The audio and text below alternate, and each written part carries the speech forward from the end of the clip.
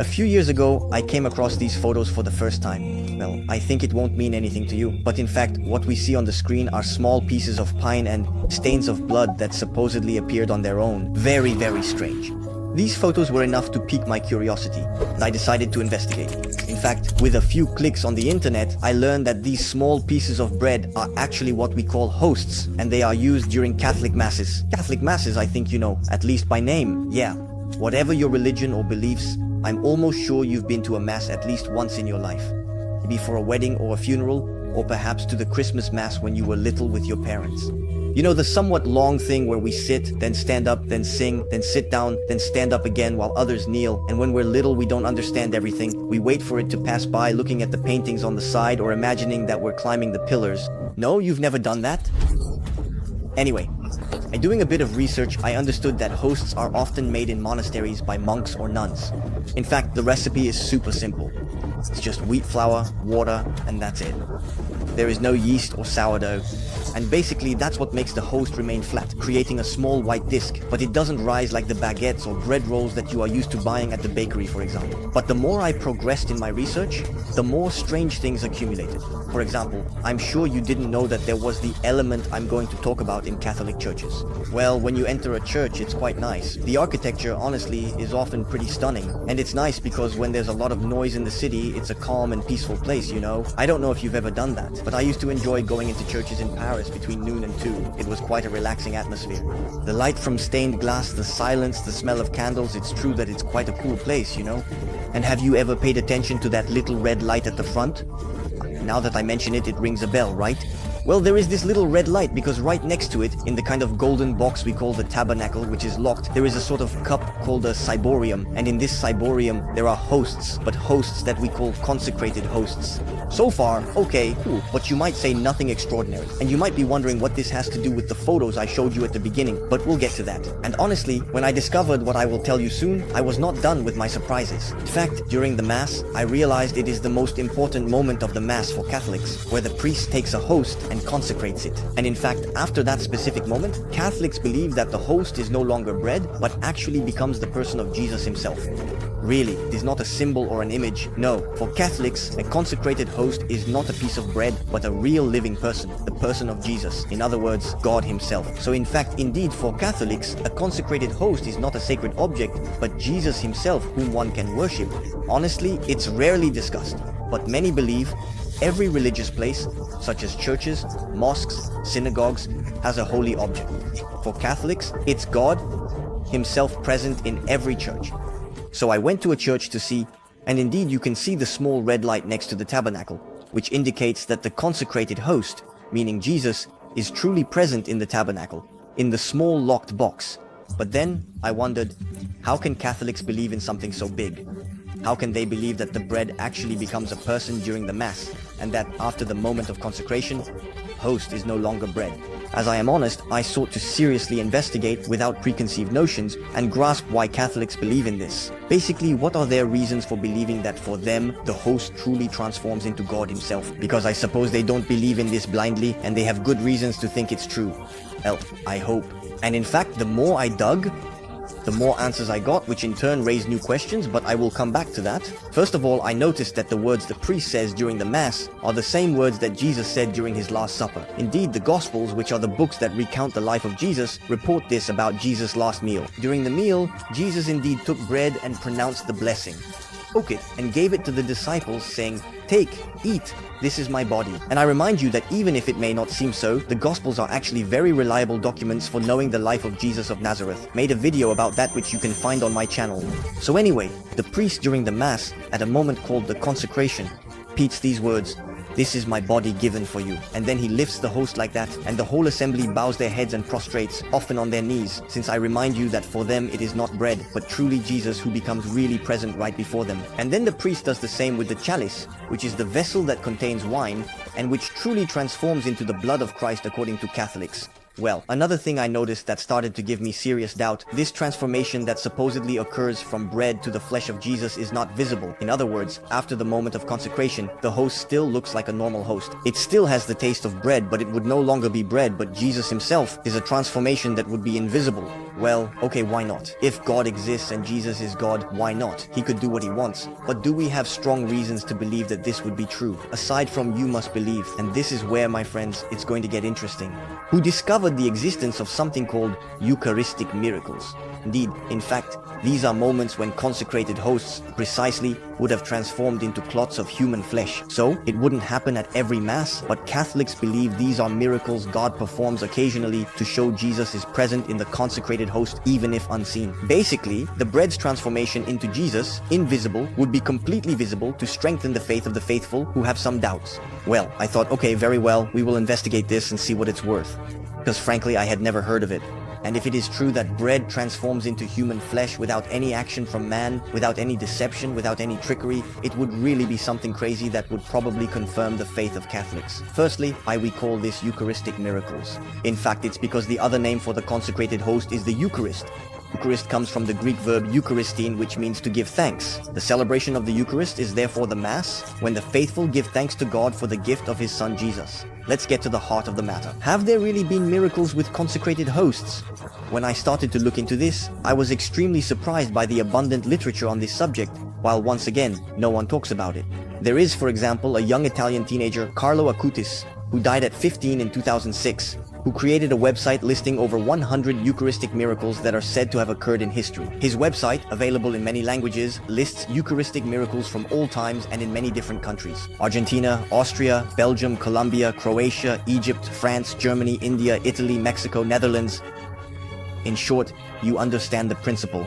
Well, that doesn't mean that all these miracles are true. Obviously, we will take them one by one and see what they are really worth. But in any case, it means that Catholics claim quite a few. And I couldn't help but think, upon discovering the life of Carlo Acutis, that he was a young man filled with wisdom. He had quite a great maturity. For example, he said, happiness is the gaze turned towards God. Sadness is the gaze turned towards oneself. Or again, all are born as originals, but many die as photocopies. Or find God and you will find the meaning of your life.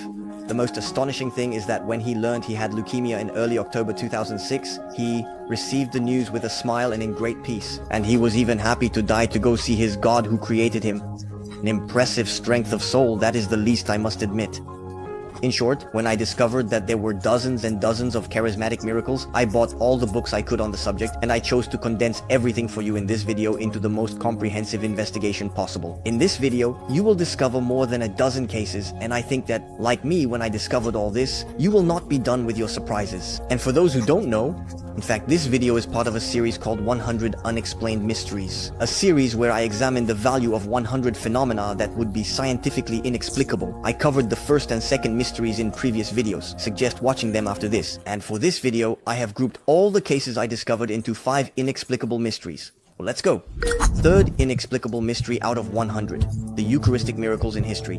We will move through the centuries little by little in chronological order, and I will save the best for last. That is to say, the recent Eucharistic miracles, some of which may have occurred a few years ago or even a few months. But for now, we are between the 3rd and 5th centuries in Egypt. There, in the desert, lived monks who spent their days in prayer. It is said that an old monk, aged from the desert of Seth, where the Saint Macaire monastery of Sete is located, had a very weak faith and said, "The bread we eat is not truly the body of Christ, but a symbol." Other monks tried to convince him that he was mistaken and that the consecrated host was indeed the body of Christ. The monk acted and replied, "If a fact does not convince me, I will not be swayed." The other two replied, "This week we will pray to God about this mystery, and we believe that God will reveal it to us." The following Sunday, while they were at church during the Mass, they saw in place of the bread a child appear and an angel descending from heaven holding a sword with which he sacrificed the child and poured the blood into the chalice. At this sight, the old monk was terrified and cried, "I believe, Lord, that your bread is the body." And then the flesh he had in his hand took on the appearance of bread. What I have told you is one of the oldest Eucharistic miracles that has come down to us. Because yes, when I started my research, I realized that Eucharistic miracles have existed for 2,000 years. Indeed, since the first Mass in history, celebrated by Jesus, there have been many around the world to strengthen the faith of the faithful. But I must be honest, this very old account seemed unconvincing to me. Did not want to challenge the faith of our ancestors, but but if I could have something a bit more substantiated, I would not have refused it, so I continued to dig. Well, I continue to present all this in chronological order, but I warn you, the further we go into the centuries, the more strange phenomena have intensified, with more and more traces and evidence that require explanations. I first discovered another case said to have occurred in Rome in 595. More interesting, we preserved the fragment of the host said to have transformed into human flesh. It is still visible today in Andex, Germany. Well, okay, that's already better. We have more traces. The piece of host is kept in a reliquary, which is a kind of sacred container. But since we cannot open it and verify if it is indeed flesh, it doesn't prove much. However, by continuing to dig, I finally came across an extremely interesting case. Today, when you enter the Church of St. Francis in Lanciano, in central Italy, you can read on a marble plaque. A monk priest doubted the presence of the body of our Lord in the consecrated host. He celebrated Mass and, after pronouncing words of consecration, he saw the host transform into flesh and the wine into blood. All attendees witnessed the event. Interesting. The facts of this miracle date back over 1200 years in the year 750. At first I thought, it's still quite old for it to be attested, but in fact, what I discovered blew me away. In the Catholic Church, several churches in the same territory are under the authority of someone called a bishop or an archbishop. And, 1970, the Archbishop of Lanciano requested that scientific analyses be conducted on the remains of the hosts. It is Dr. Edoardo Linoli, director of the Arezzo Hospital and professor of anatomy, chemistry, and clinical microscopy, who is selected to conduct a thorough examination of the samples. March 4th, 1971, the professor presents his findings. The pieces would indeed be pieces of flesh, more precisely pieces of myocardium, which is one of the heart muscles. The blood would be real human blood and of blood type AB. Well, so far, it's true that it's quite impressive, but perhaps our ancestors from the 8th century placed pieces of flesh they had collected from corpses in a reliquary. Nothing proves to us that it was indeed hosts at the beginning. On the other hand, the most surprising thing is that the pieces have been preserved for 1200 years, while the report specifies that no particular preservation technique was applied. That becomes really very strange, because the report states that under these preservation conditions, with all the bacteria present in the air, in a reliquary that is not airtight, unsealed, the pieces of flesh should have decomposed centuries ago. Normally, in just a few months or a few years, dead flesh left exposed to the air, like here, completely decomposes. That's not all. Where I literally bugged out, where no one can find an explanation is, hold on, that the blood contains all the elements of perfectly fresh human blood. I will try not to get too technical, but if you want, for blood analysis, we can do what is called an electrophoretic trace, which allows us to visualize all the proteins that should currently be in the blood. This was done for the samples of the Anciano, and the proteins contained in the blood perfectly match those of normal fresh human blood. This scientific anomaly by itself was enough to draw all attention to the conclusions of Professor Edoardo Linoli. Could he have been mistaken? If Professor Linoli is telling the truth, then we are indeed facing a miracle in itself, an inexplicable mystery, that of a 1200-year-old clot, which not only has been preserved, but especially reacts like normal blood. Faced with such a mystery, in 1973, the High Council of the World Health Organization appointed a scientific committee to verify the conclusions of Professor Linoli. The work lasted 15 months, 500 examinations were conducted.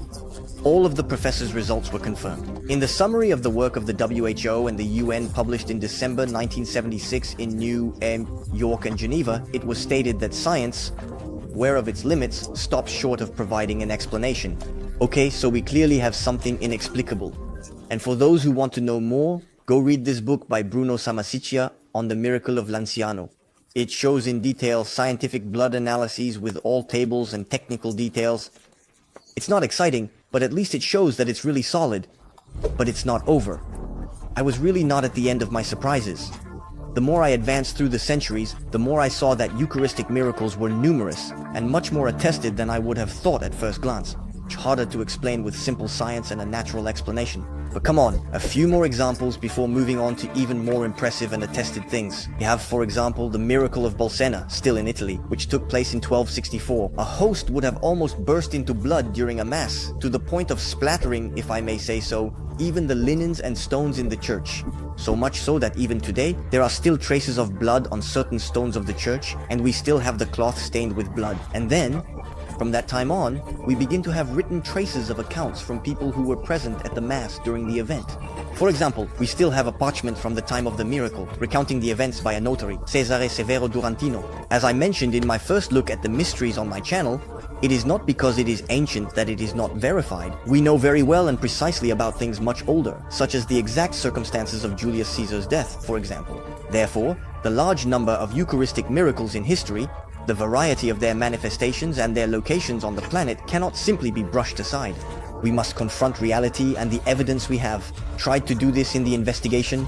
Also, for the Eucharistic miracles, some have tried to explain the red stains that appear on bread, like in the photo in the introduction, and which I will return to, by the bacteria Serratia marcescens. It is a bacterium that forms a blood-red pigment and grows at room temperature on foods containing carbohydrates, such as sugars. These bacteria do indeed resemble blood, but for the Eucharistic miracles, when scientific studies have been conducted, we should not take the researchers for fools. They know how to recognize human blood and have sometimes been able, as in Lanciano, to be much more precise by indicating the blood type and even that it was a piece of heart. As for the miracle of Bolsena, traces of real blood, divided into plasma and serum, were indeed identified on the cloth of the relic through ultraviolet photographs during its restoration in early 2015. We have the Eucharistic miracle of Bordeaux, France, which took place on Sunday, February 3rd, 1822. That afternoon, at 4 p.m., in the chapel of a convent of nuns, the community of the Daughters of Loreto, there is a small ceremony during which the nuns adore what is called the Blessed Sacrament. The Blessed Sacrament is precisely the Eucharist that is exposed in what is called a monstrance so that the faithful can adore it. Sorry, I know, that's a lot of complicated words. A priest, Father Delors, came to install the Blessed Sacrament, as only priests have the right to do so. And during the ceremony, which lasts about 20 minutes, suddenly an unusual phenomenon occurs. The assembly sees in the host the face of Christ, alive, moving, bowing, smiling. To be more precise, I will read you an excerpt from the priest's testimony. Because yes, in fact, we have preserved the written testimonies of 14 people out of the 21 who were present in the chapel at that time. And for those who would like to know more, this case is extremely well documented. You will find all the sources, for example in this book, accounts and testimonies of the events in Bordeaux 1822. So here is the account of the priest as he describes Jesus that he saw in the host. His figure was very white and represented a young man of about 30 years. Exceedingly beautiful, he was dressed in a dark red sash. He bowed from time to time to the right and in front. Struck by this miracle and unable to believe my eyes, I first thought it was just an illusion. But as the miracle continued and unable to remain in this uncertainty, I signaled to the child holding the censer to come closer. I asked him if he saw anything special. He replied that he had already seen the same miracle and that he was seeing it again. Well, I'm not going to read everything to you, it's long, but essentially all the people who looked at the host saw the person of Jesus inside very clearly. Honestly, when we read all the consistent testimonies, and you can do so if you wish, it is hard to believe that everyone would have lied. They are simple people, honest, who do not try to impress, but just to recount what they have seen in all simplicity. We have a fairly large variety of witnesses, because in addition to the nuns, we have an altar boy, students, and women who were not religious. And Father Delors was there then. He was not the usual priest who took care of the community. The hypothesis of a collective hallucination, I have already shown in previous investigations why this hypothesis cannot be possible. Moreover, there were other miracles where the face of Jesus appeared in the host. On January 26, 1902, in the Church of Saint-André, after a mass by Father Henri Lacombe, an adoration of the Blessed Sacrament occurred. So the adoration, as I was saying, is when the Blessed Sacrament is exposed to everyone's view in the host itself, so that all who wish can look at it, pray to it, adore it, as it is truly Jesus for them. And in this adoration, according to numerous witnesses, the face of Jesus appeared in the host before disappearing at the end of the adoration. We know this because when the face appeared, the news spread like wildfire across the entire island in a few minutes, so that a large crowd, including journalists and people from the capital Saint-Denis, came to the church to see the miracle. It is estimated that several thousand people saw this miracle own eyes, which remained visible for several hours and were able to testify afterwards. Not convinced? Another phenomenon of this kind occurred even more recently and is even able to be photographed. It is May 5th, 2001 in Shiritakonam, India. The priest, Father Johnson Karur, would later say that when he opened the tabernacle where the monstrance was, he saw a figure resembling a human face on the host. I was very moved and asked the faithful to pray. I thought I was the only one who saw the face. Also, I asked the altar boy what he saw. He replied, "I see a figure of a man." I noted that the other faithful were looking intently at the monstrance. Adoration began, and as the minutes passed, the figure of the man became increasingly clear. I did not have the courage to speak and began to cry. After that, he called a photographer to capture this moment. And we still have the photos today. But anyway, I don't want to go on too long about these miracles in history, already because there are so many that I couldn't present them all to you. And I think anyway that all these charismatic miracles in history, especially that of the Anciano, are enough to say that together, they indeed form a mystery, explicable by science. They are too numerous, and when we look into each case, we realize that the majority are very well established. After that, it's up to each person to form their own opinion, And anyway, you will see that there is even more impressive, the very recent and very well-established Eucharistic miracles that took place in the 21st century just a few years ago. But before we look at them, let's first move on to our fourth inexplicable mystery out of 100, the unusual Eucharistic miracles. Because yes, a Eucharistic miracle is not always bread turning into a piece of flesh. It can be the face of Jesus appearing in a host, as in Bordeaux, India, or Réunion. But it can sometimes also be something much more spectacular. Come on, I'll show you the most original Eucharistic miracles that I found. Back a few years before the events in Bordeaux, you're still in France, but this time in the east, at the Abbey of Faverney on May 26, 1608. That night at 3 a.m., the one responsible enters the church to ring the bells to call the monks to prayer, which takes place at 3 a.m. is called the Office of Matins. But when he opens doors of the church, he sees thick smoke fills the central aisle. Fire is in progress and made significant progress. The fire seems to have started from the altar, the kind of table where priests say mass, and in this abbey is all wood. Indeed, the day before, the monks of the abbey had placed on the altar a monstrance containing, in a silver luna, 2 consecrated hosts. The candles set on either side of the monstrance must have been left lit by mistake, and after melting, they ignited the altar, then the church. The alarm is raised immediately. The monks arrive in a hurry and extinguish the fire. Then they try to recover some debris from the destroyed furniture in the still warm ashes. It is complete panic, as you can imagine. And yet, 2 miracles are about to happen. Amid the debris, between the burned linens and a half-melted candlestick, a monk discovers a letter from the Pope and a letter from the Archbishop of Besançon completely intact. Now, these 2 letters had been placed in front of the wooden altar, which completely burned. Their state of perfect preservation is therefore totally inexplicable. But in fact, this is absolutely nothing compared to what is about to happen. Moment later, Antoine Oudelot, a 15-year-old boy, looks up and sees the monstrance suspended in the air at more than 1.5 meters high, exactly where the priest had displayed it the day before. Basically, the Holy Sacrament, the monstrance containing the consecrated host, is literally levitating. The news spreads quickly, and faithful priests and curious onlookers have flooded the abbey to witness the levitation of the monstrance. Most kneel to worship, as they see in this sign a confirmation that Jesus is present in the Eucharist. Another religious community, the Capuchins of Vesoul, is alerted. They arrive the same day around 5 p.m. Because yes, the monstrance has been levitating since around 3 a.m. And all those who wish have been able to come to witness the miracle. The morning of May 27th, the Capuchins drafted a first report to explain the events. Around 10 a.m., the crowd is surprised by the sound of a vibrating silver blade. The monstrance then begins to move. It gently flows down to the ground, as if carried by an invisible hand, and delicately rests on a cloth that had been spread out below by the cautious monks. The 2 hosts in the monstrance are intact. The number of witnesses, the church is then packed to the brim. Thus, on that day, more than 1,000 people, which is the capacity of the monastery church, came to witness this impressive double miracle. An object weighing several kilograms, the monstrance, levitated in the air, without any human or technical assistance, and for more than 30 hours, which is scientifically impossible. Moreover, the 2 consecrated hosts, as well as the 2 letters, withstood the flames without any natural explanation, since all the surrounding furniture was consumed. Everyone is talking about this in the region. The week following the miracle, 3 judges arrive in Faverney to question 54 witnesses, including 7 monks under oath. The results are clear. Firstly, the investigation was conducted seriously, with written and printed accounts by direct witnesses, ensuring an accurate understanding of the circumstances of the miracle. Secondly, more than 1,000 direct witnesses, from diverse backgrounds, make the idea of a collective hallucination or a conspiracy impossible. Here is a more unusual Eucharistic miracle. January 31st, 1906, in San Andrés de Tumaco, a small island near Colombia. 10:36 a.m., when the ground begins to shake. An earthquake with a magnitude of 8.8 on the Richter scale shakes the island for 10 long minutes. The very devout population spontaneously gathers in front of the church. It is then that a fisherman announces that the ocean is receding far offshore. Everyone grasps the terrifying news. In a moment, a tsunami will crash onto the island, devastating everything in its path. The earthquake was felt along the Pacific coast of Central America and as far as California, but also in Japan. In Tumaco, the damage is considerable, but the worst is yet to come, as it is impossible to escape the impending tsunami disaster. Indeed, Tumaco is a completely flat island. Its highest point is at a height of 2 meters above sea level.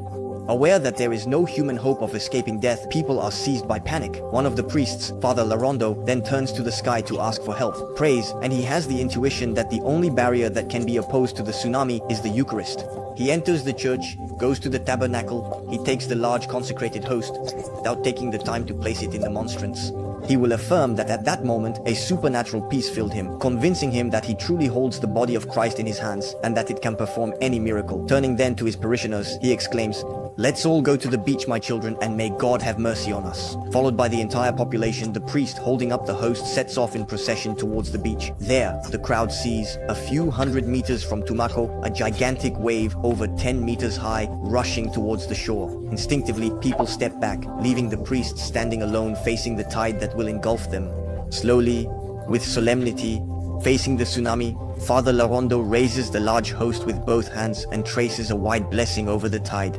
Then he remains there, unable to move and disbelieving. Behind him, a cry resounds, echoed in chorus by faithful, "Miracle! Miracle!" The priest then becomes aware of what is happening. Instead of crashing down on him, the colossal wave stopped and remained suspended for a few seconds before retreating towards the ocean, which calms down and gradually returns to its usual appearance. The host is brought back to the church amidst fields of thanksgiving, placed in the monstrance, and the faithful adore it until late at night. This story seems so enormous that it might be understandable to have a few small doubts, if you know what I mean.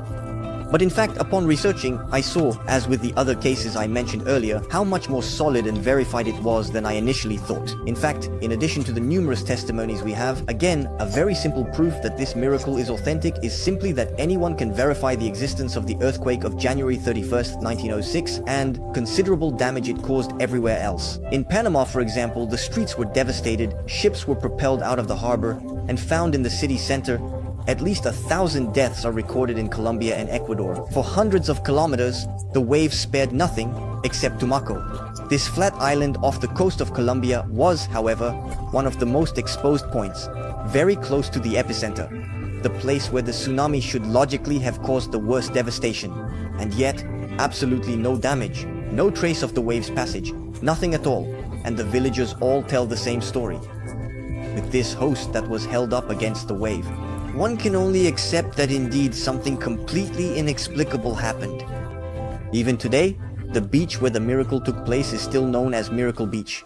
Well, a consecrated host stopping a tsunami is crazy. But there is also a case where a host stopped a fire. It is November 21, 1770, around 7 o'clock in the morning, when a fire breaks out in a house in Orgelet, France in the Jura. The fire spreads quickly through the village and reaches the town hall square. Most of the houses being made of wood, one can imagine the panic it must have been. Everyone is busy in the street trying to extinguish the flames. There is notably a convent of Capuchin monks at the other end of Orgelet. Monks watch the disaster helplessly, but one of them, a priest, has an idea. He runs to the church, takes the Holy Sacrament, and goes out into the street, meters from the flames. Upon reaching the Menard family's house, the priest asks for a table to be set up. Once the table is ready, he places the host on it and kneels down.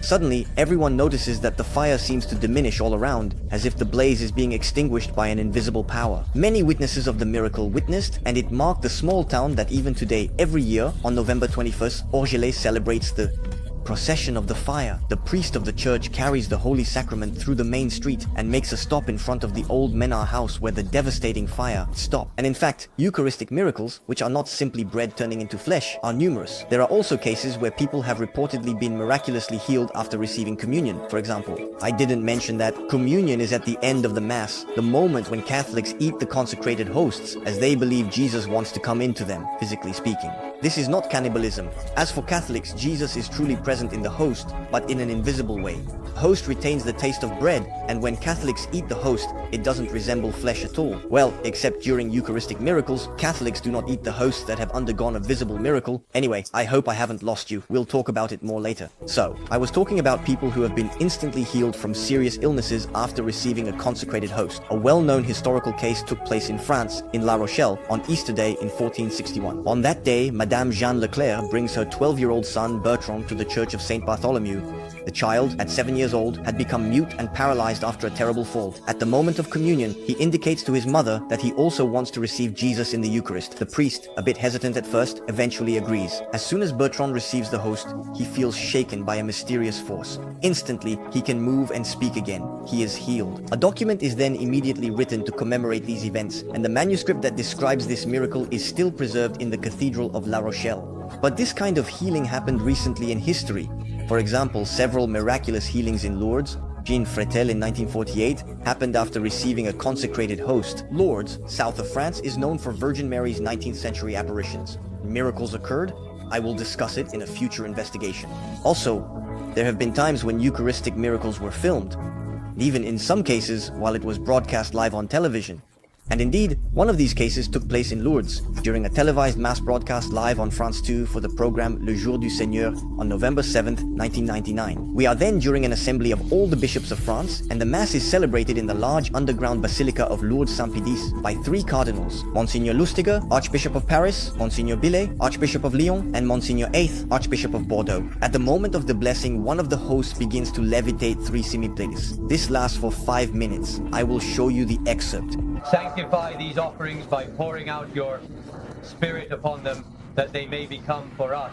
In fact, there are several hosts stacked, and it is therefore the one on top that has levitated. All over France, people watching the Mass on TV call their loved ones to watch on Channel 2.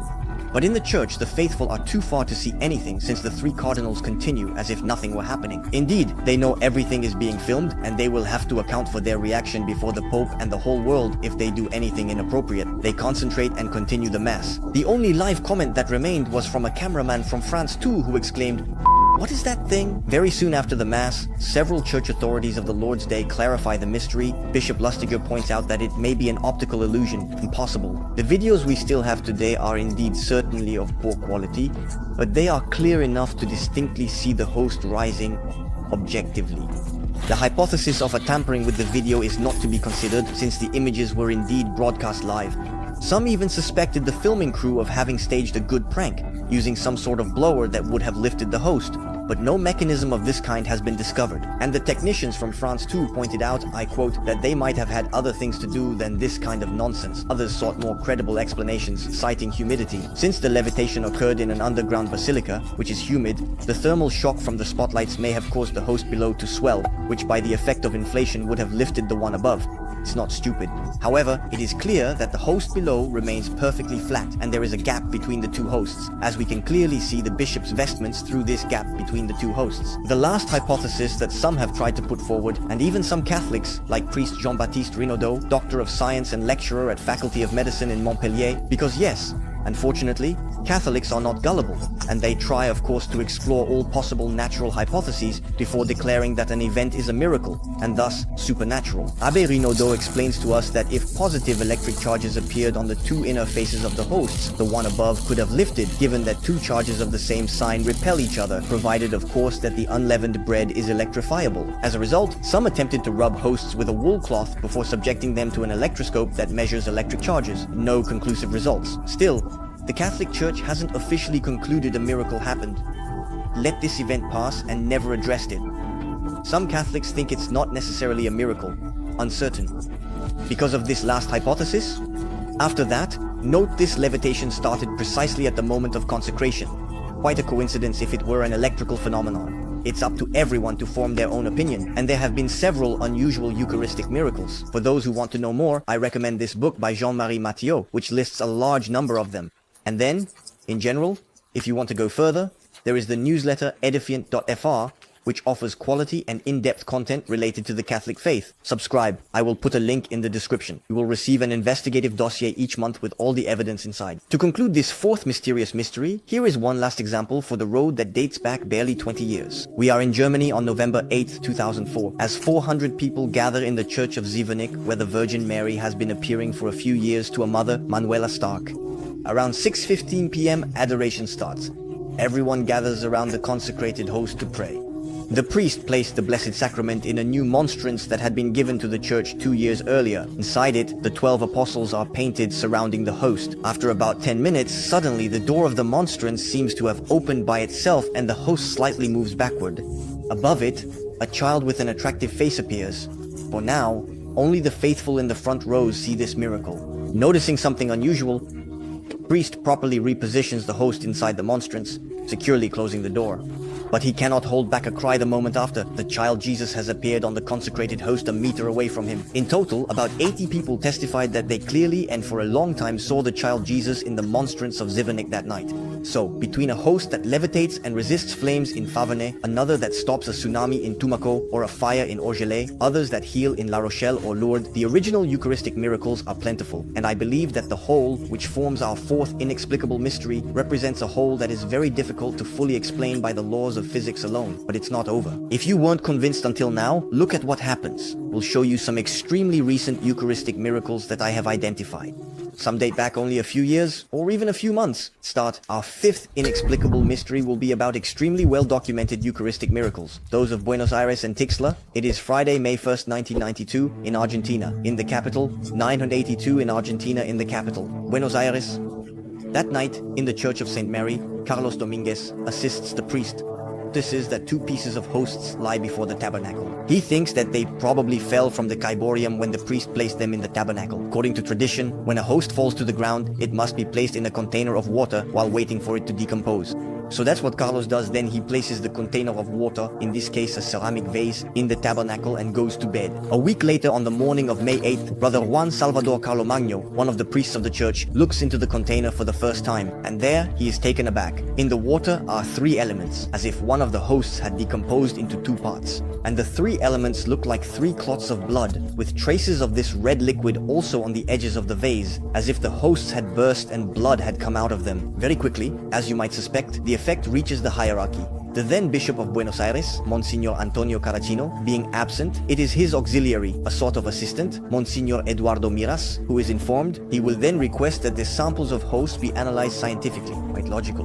Very quickly, two doctors are then selected for this. First, Dr. Isabel Botto is an oncologist, meaning a specialist doctor who treats people with cancer. She attempts to extract what looks like blood with a syringe and then analyzes it with her laboratory technician, Alicia Martinez. Verdict: it is indeed blood. She even claimed to have seen muscle cells under her microscope.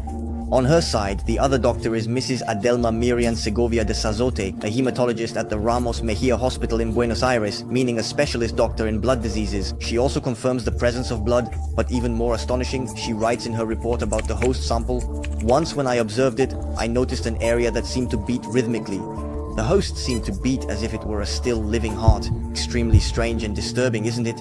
Well, I'll skip all the technical details of the various medical reports. Let's move on a bit. In fact, 2 years later, in 1994, another very strange phenomenon will occur in this same church in Buenos Aires.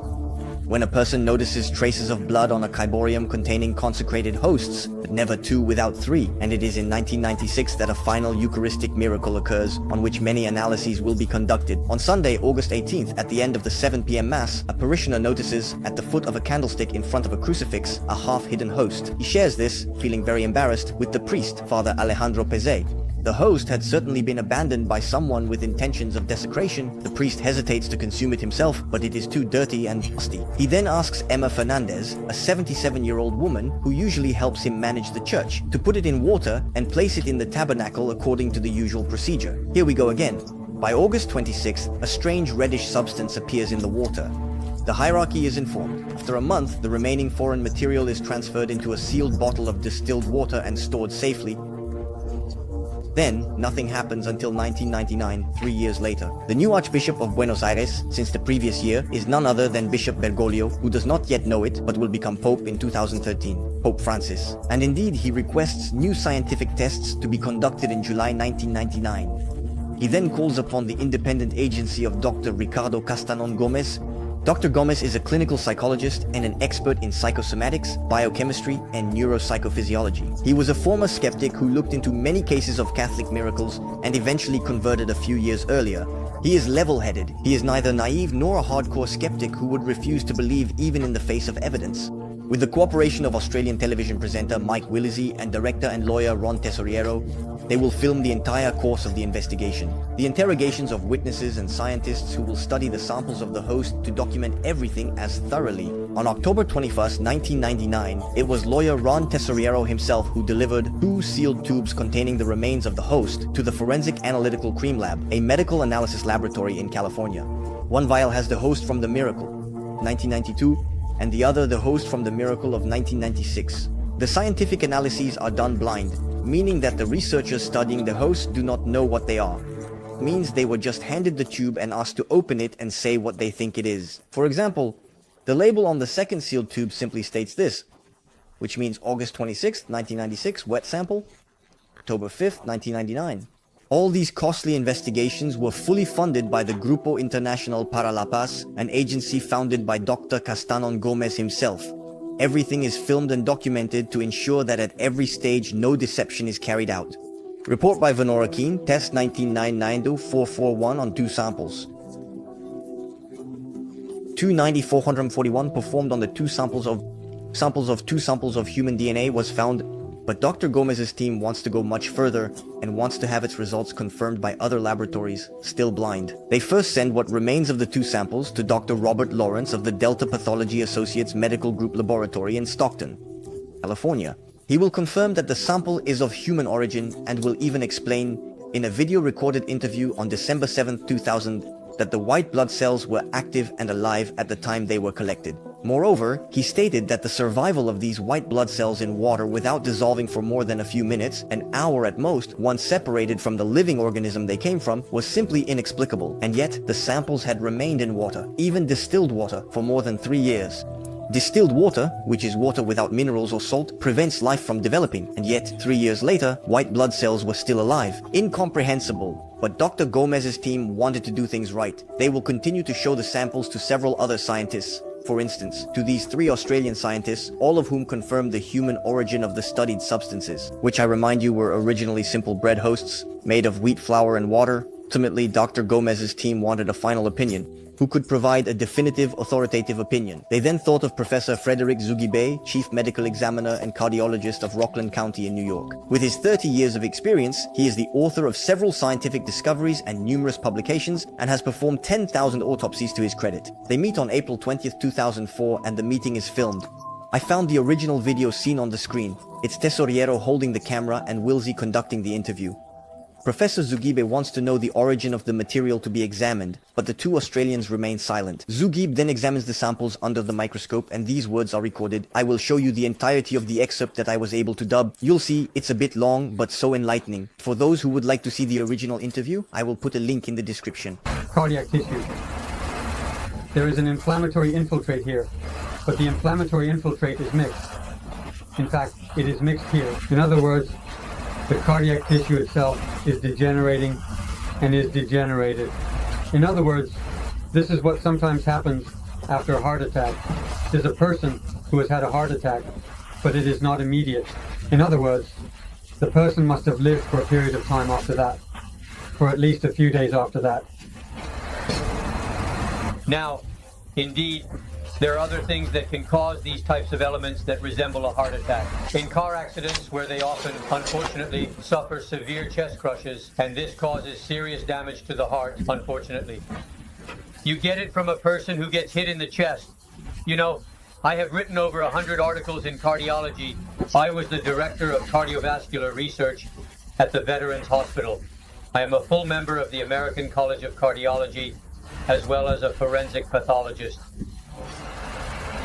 And the heart is indeed an area that I know. It is my field. Like Dr. Lawrence before him, Dr. Zugibe indeed confirmed that the white blood cells were alive at the time the sample was taken.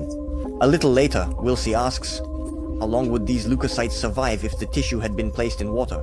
The answer is the same as that of Dr. Lawrence 4 years earlier. They would dissolve in a few minutes and no longer exist. At that moment, the 2 Australians revealed to Zugibe that the material stayed in tap water for a month in August 1996, and then for 3 years in distilled water. Another problem is the question of how the heart tissue could have been made to survive in water for 3 years. This tissue was in water for exactly 3 years.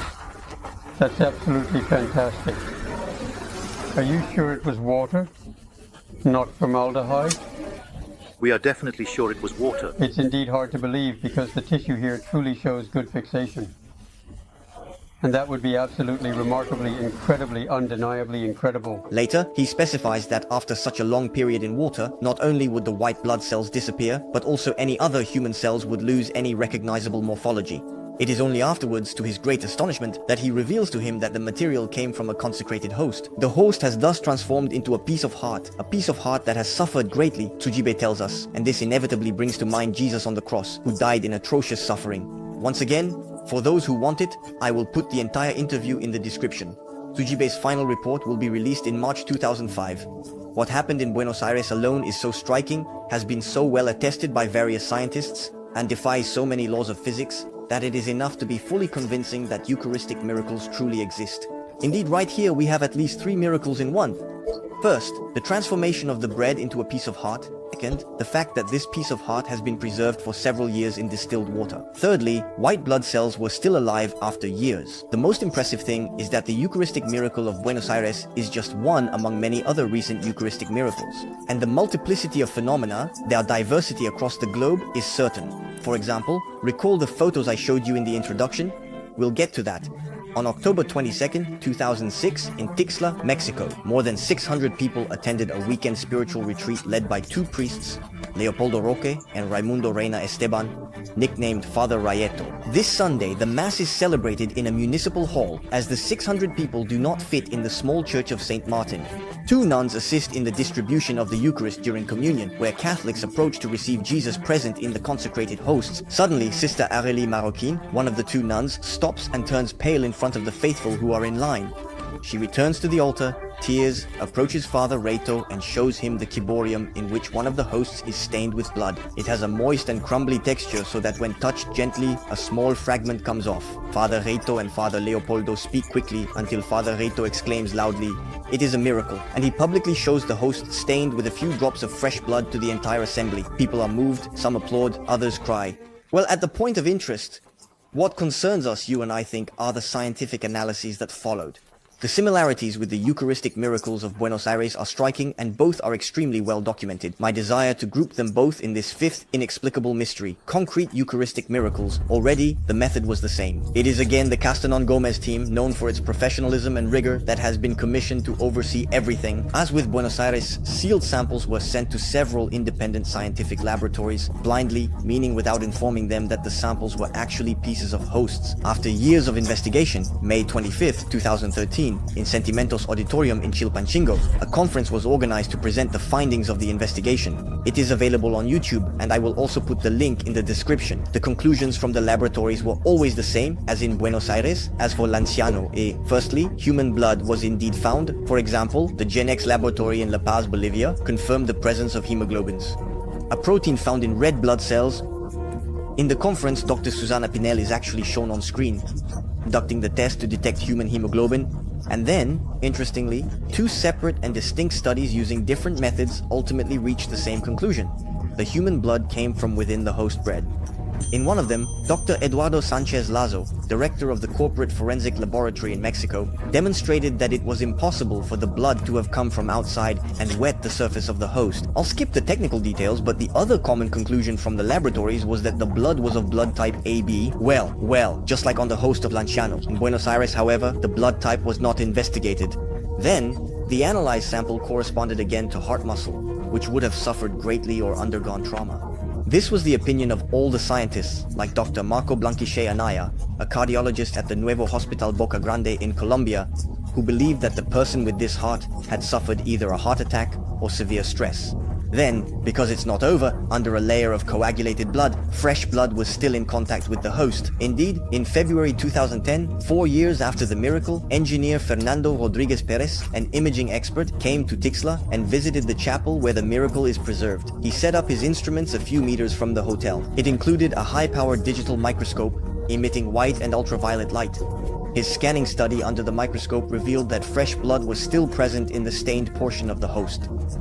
Under the visibly coagulated surface layer of blood was an impressive discovery, given that more than 3 years had passed since the miracle occurred. The thickness of the host was examined using an infrared light technique, arriving at the same conclusion: the blood came from within. Thus, the question that worried the bishop before the investigations finally found an answer. The red stain was not added by a malicious person, as the blood inexplicably flowed from within the host. Finally, as in Buenos Aires, the last but not least element was the presence of living white blood cells. Once again, white blood cells cannot survive more than a few minutes to a few hours, separated from a living organism and without special preservation techniques. And yet, after more than 3 years, scientists were able to find several living white blood cells, to the point that one of them, called a macrophage, was even captured on a glass slide while doing its job of engulfing fatty debris. In short, the conclusions of the Tixla miracle closely resemble those of Buenos Aires and are equally impressive. And yet, the miracle took place in another country and was analyzed by other scientists. The miracles of Tixla and Buenos Aires are therefore extremely well-documented concrete miracles, and they form our fifth inexplicable mystery. But it's not over. Let's now move on to the sixth inexplicable mystery, namely all the other Eucharistic miracles that have occurred in the last 15 years up to today. Yes, Eucharistic miracles continued after 2006. I present a well-documented case that occurred in 2008, another solid one that took place in 2013, and a few probable cases that happened just a few years ago, or even a few months. This time we are in Sokolka, Poland, a small town of 20,000 on October 12, 2008. On Sunday morning, the Church of St. Anthony of Padua, the 8:30 a.m. Mass, is led by Father Filip Strawowski. He is assisted in the distribution of communion by Father Jacek Ingilevich. Of the faithful receiving communion notices a host on the ground that one of the priests must have dropped a few moments before she arrived. Without saying a word, the lady touches the leg of the priest and with a glance shows him the step where the host is located. The priest picks it up, but since it is dirty, he decides not to consume it, but rather to immerse it in the water of the vasculum, a small silver container used for washing hands that was already on the altar. The host is then carefully and gently moved to a large glass vase the same day and placed in the safe of the sacristy.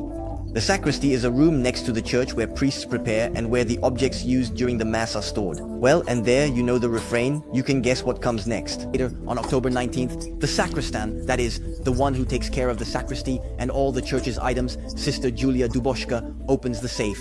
She expects that the host has dissolved in the water. She looks into the vase, where the water has remained perfectly clear, but is extremely surprised to find that part of the host hasn't dissolved yet, and is partially covered by a solid, bloody red clot, resembling a bloodstain about 1.5 centimeters in size. Sister Julia immediately calls the priest in charge of the church, Father Stanislav Nijisko, who is also the only one with the key to the safe with her. The bishop will quickly be informed, and they ask that the host be secured. On October 30th, what remains of the host is placed on what is called a corporal, a kind of small cloth. On it, a very visible red cross was embroidered. The host will be removed in mid-January 2009 for analysis. And today, a few years later, you can still see the cloth with the red bloodstain blending with the arms of the embroidered cross. On January 7, 2009, at the request of the bishop, the host is examined. I've noted several interesting things. First of all, 2 experts from the University of Bialystok are chosen to examine the remains of the host. And I have to say, I've rarely seen resumes like these. The first expert, Professor Stanislaw Szylkowski, has published no less than 286 internationally recognized scientific publications on PubMed. PubMed, for those who don't know, is a website where you can find a ton of articles and scientific research on health and medicine. It's kind of like a huge online library for doctors and researchers, and one of the most recognized in the world. The other scientist chosen to examine the host is Professor Maria Elżbieta Sobaniec-Lotoszka, and she has over 100 publications on PubMed herself. An interesting detail as well, when Professor Lotoszka takes a small sample of what she thinks looks like a blood clot, since she isn't aware of the sample's origin, a part of the still white host is also present with what she collected, as if it were inseparable from the clot. And there, once again, the conclusions reached independently by the 2 researchers are striking. Their report states, the sample is myocardial tissue, or at least among all the tissues of a living organism, myocardial tissue is the one that resembles it the most. Well, basically, it's a piece of heart, and he specifies that these cardiac muscle cells are from a heart, in the context of imminent death. The first time I read that, I admit I skimmed through it a bit without really understanding, so let me do it again. We're not talking about the heart of a deceased person, but rather a living heart in agony. I wanted this video to be not too technical, so I'm skipping the scientific explanation of that. But for those who want to know more, most of the sources of what I've shared in this video come from the research of a cardiologist, Franco Serafini, who looked into Eucharistic miracles and wrote a book called A Cardiologist Examines Jesus. The French version should be out soon. I'll put all the links in the description. Another incredible thing about this miracle in Sokolka is that the myocardial fibers, meaning the piece of human heart, and the substance of the host, which is basically just wheat flour and water, I remind you, were in contact with each other in an inexplicable way, as if they were intrigued. The high degree of intimate and microscopic interpenetration between the 2 substances is remarkable and simply unachievable by any type of instrument designed by humans and currently available. That's definitely what Professor Latowska pointed out, for whom this was an argument demonstrating the impossibility that this sample could have been created by humans. Finally, just like in Buenos Aires or Tixla, the mere preservation of the host and the piece of heart in water after all this time is inexplicable. Alright, let's move forward another 5 years. It's now Christmas Day 2013, still in Poland, but this time on the other side of the country, in Lenik. There, a similar event to that of Sokolka occurs. A consecrated host falls to the ground and is placed in a chalice with water to dissolve. On January 5th, 2014, a priest notices that a portion of the host, which has turned red, has detached from the rest. The effect goes back to the bishop, Stefan Sichy, who requests scientific analyses, first at the nearby University of Wrocław, and then later, additional tests at the University of Szczecin. What I really like is that the procedures were even more rigorous than those of the Sokolka miracle. So, 15 samples were taken from the fragment of the host, and all the procedures step by step took place in the presence of witnesses and photographers. They even mixed the samples with others from unconsecrated hosts from the same production batch as the miraculous host. Well, if I go over all the scientists' conclusions again, my video might end up being a bit repetitive. So you won't hold it against me, but I'm going to keep it short this time. Anyway, you know what to read if you want to dig deeper. Basically, unsurprisingly, the conclusions were always the same as elsewhere. Presence of human blood and heart muscles corresponding to a living person's heart in agony. In short, in every way inexplicable, incomprehensible. Today, the remains of the host have been placed, just like in Sokolka, on a corporal cloth. In addition to Buenos Aires, Tixla, Sokolka, and Lenica, we also had hosts that bled in Guadalajara, Mexico in 2013. See for yourself. But Eucharistic miracles continue even today. Indeed, even though they are quite rare, considering the many masses daily worldwide, they occur often. For example, on November 30th, 2018, in Springbrook, near Buffalo, USA, at St. Vincent de Paul Church, a priest notices once again a host turned into a red clot sea after days in a vase of water. Except this time, the effect goes up to the hierarchy. The local bishop, Mr. Richard Malone, doesn't want to hear about it and orders the remains of the host to be destroyed. There will be quite a scandal because of this, and many Catholics will be outraged, since for them, it's really Jesus who is present in the host, so it's something horrible to destroy the remains, and also because we might have missed the recognition of another Eucharistic miracle. But this at least shows, despite expectations, that the church hierarchy is not in a hurry to recognize miracles. We had something incredible. It pulls the recognition of a potential miracle. The church as an institution is often very hesitant about any supernatural phenomenon. But anyway, even more recently, in 2023, still in the United States, in Thomaston, on March 5th, during a mass, one of the people giving communion missed the host, and there was said to be a multiplication of hosts. It may sound strange, but this has already happened in history. Anyway, the priest decided to make a little statement at the end of the mass that was filmed. Put it on. We'll talk about it later.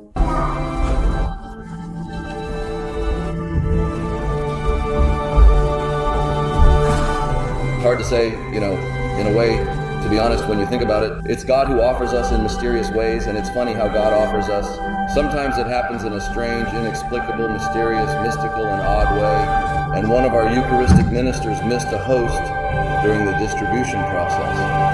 And they didn't do it, as they were expected to do so, however, and quite unexpectedly and surprisingly, there were a significant number of additional hosts in the ciborium. God duplicated it himself in a manner and the continued support. God provides it. It's strange how God does that. And it happened, and it was carefully observed by one of our Eucharistic ministers, as you may have noticed, who gave you communion today. It's really, really cool that God does these things. And it's really, really cool when we realize what he has done. And it happened today in a way that was truly and undeniably very powerful, incredibly awesome, very real, and undeniably very shocking. But also it happened, and today it happened. They were in the process of taking out a host, and all of a sudden, more hosts were there. So today, not only do we have the miracle of the Eucharist, but we actually have a greater miracle. Well, as you can see, we definitely have less tangible evidence than for some of the other miracles I've presented to you before. But again, one has to wonder what reason this priest would have to lie. Especially since he will have to answer to his superiors. And as we've seen, some bishops are very skeptical about the supernatural. So he knows he risks heavy sanctions if he says anything false. Finally, the last example, the most recent one I found at the time I'm making this video, as it supposedly took place in March 2024 in Shumukadima, India. Everything I'm saying is based on an interview with the priest of the church, Father Johnson Vadakapurathan, so again, let's be cautious. There hasn't been an official investigation yet. It all started a few months ago, during a mass. At the time of communion, a woman left with a consecrated host, which is normally strictly forbidden. It has to be consumed on the spot and in front of the priest. But discreetly, she managed to leave with it. Once she got home, she starts feeling guilty. She has a guilty conscience. She then talks about it with a Catholic friend who actually advises her to return the host to the church immediately. She then contacts a nun who retrieves the host and hands it over to Father Johnson. As usual, following the standard procedure for hosts that haven't been properly consumed, places the host in water to let it dissolve. Usually, it only takes a few days, but after that time, the host is still intact. The priest decides to wait a few more days, but the host still shows no signs of dissolving. On March 24th, 2024, a week before Easter, Father Johnson checks again and discovers that the water has turned dark and a crust has formed on the host.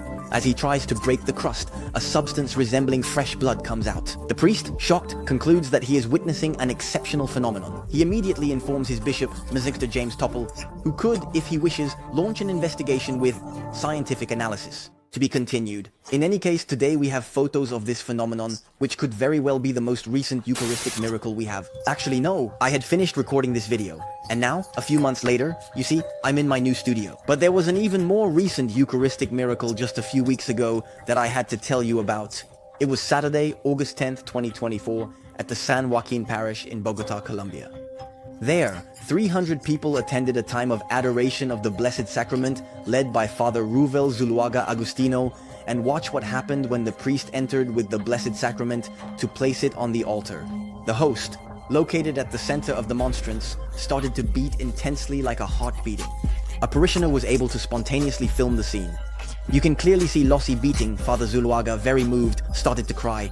And for many minutes, the 300 participants were able to witness the miracle.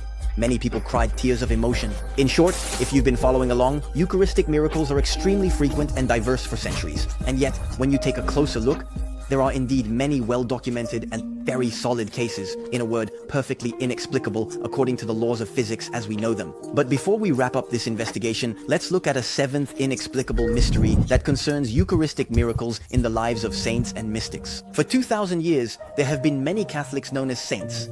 So saints are men and women who are madly in love with God and Jesus, who lived only for Him, and who throughout their lives showed an exemplary love for God and for others.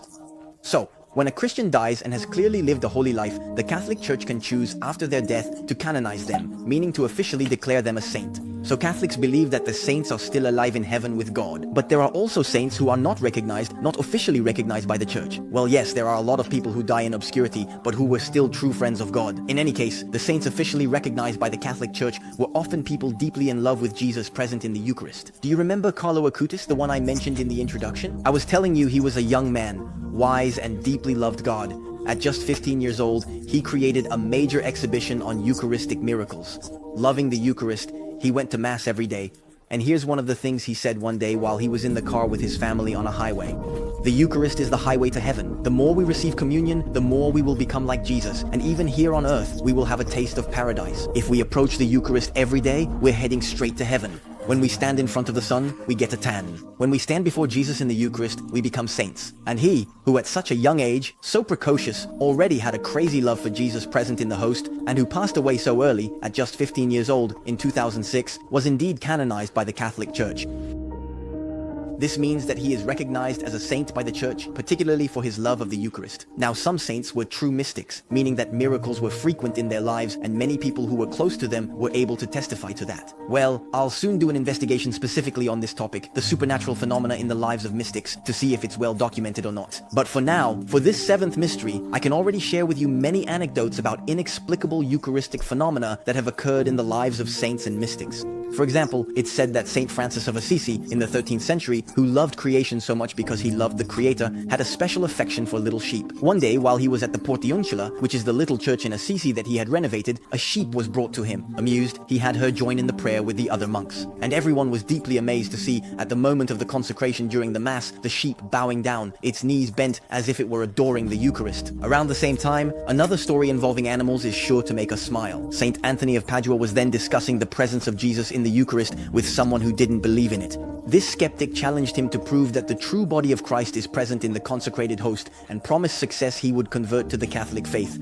The skeptic said to Saint Anthony, "I will lock my mule in the stable for several days without giving it any food. I will then bring her out to the square in front of everyone, showing her some fodder. In the meantime, you will place the host in front of the mule. If the animal kneels before the host, ignoring the fodder, I will convert." The saint showed the host to the mule, which knelt in, "By the virtue and in the name of the Creator that I, though unworthy, hold in my hands, tell you, animal, and I command you to approach with humility and to give the veneration that is due to it."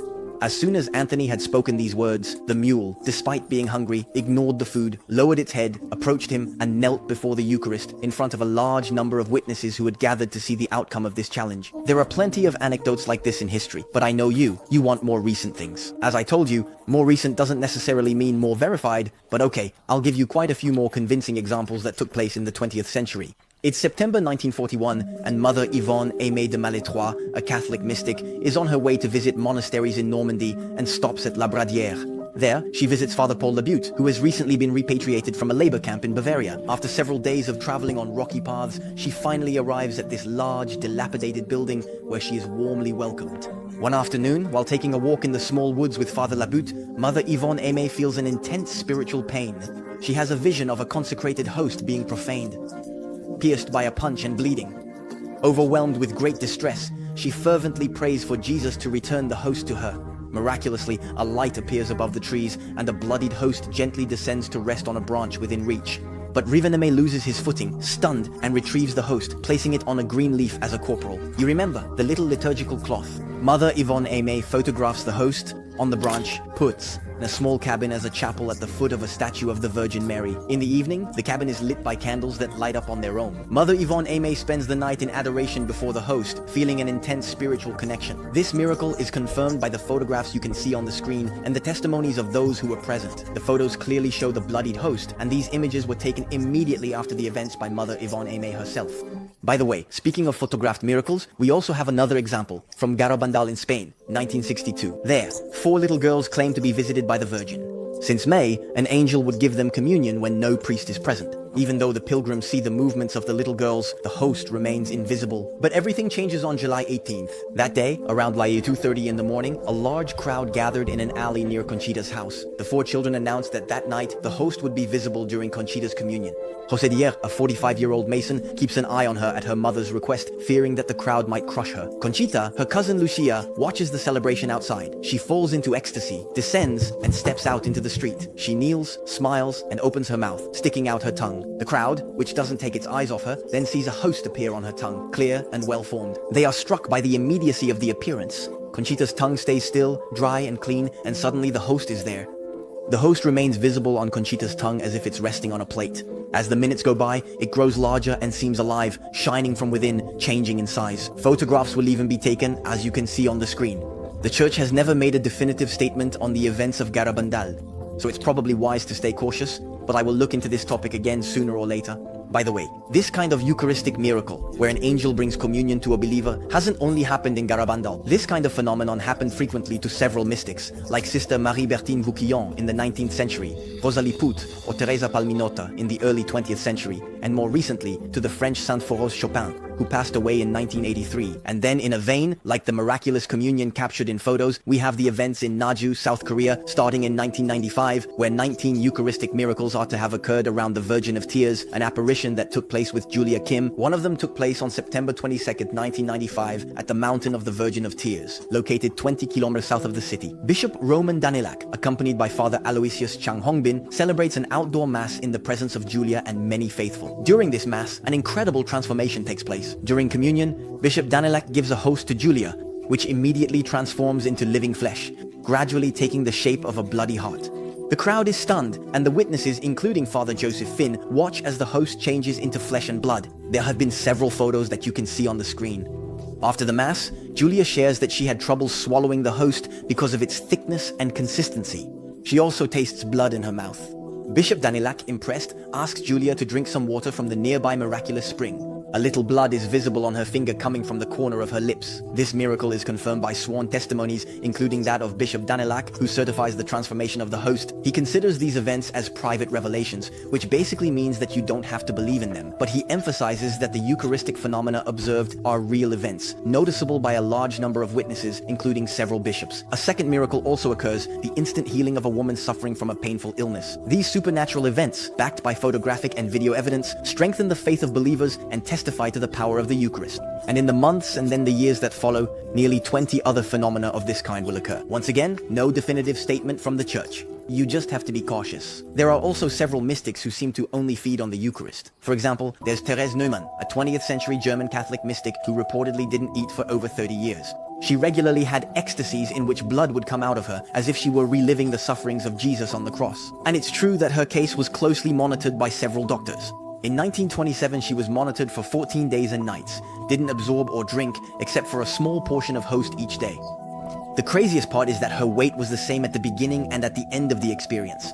You can possibly go 14 days without eating, but definitely not without drinking, and certainly not without losing weight. But in reality, what proves that she wasn't eating anything is probably the fact that thousands of visitors continuously visited her throughout her life. And as silly as it sounds, it has to be said, no one ever saw her eat, buy food, or even, to be honest, go to the bathroom. When asked what she lived on, she would reply, "The Redeemer."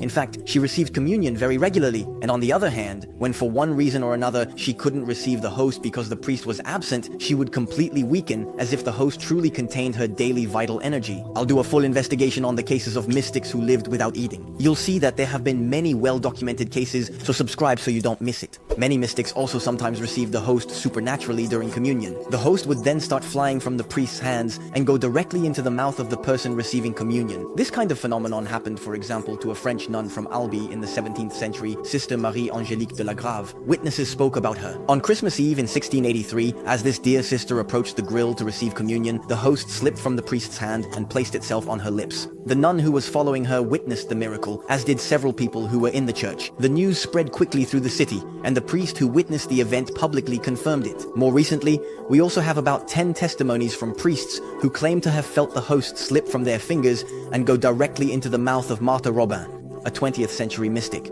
But examples of remote communion are common, even in recent times, and to get the sources for what I'm telling you, you should read the excellent book by Joachim Boufflet, The Encyclopedia of Extraordinary Phenomena in Mystical Life, in 3 volumes. Amazingly, some mystics have even drunk the wine from the chalice at a distance, which turns into the blood of Christ according to Catholics. So, a priest testifies about Saint Mary Françoise of the Five Wounds, an Italian saint from the 18th century. She would sometimes take very little, just a few drops, but that was enough to make me question her and confirm the fact. One time, when she almost drank half of it, I noted the undeniable absence of part of the chalice's contents and was shocked.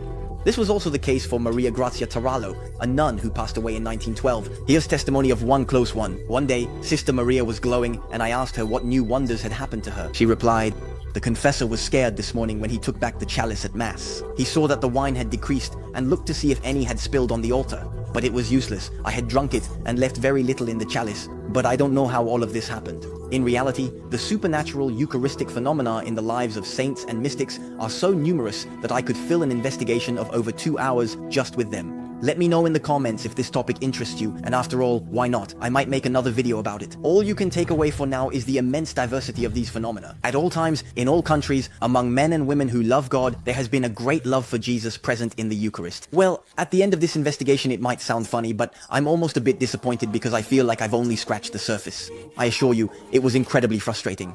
I've discovered cases. You'll find many more verified cases.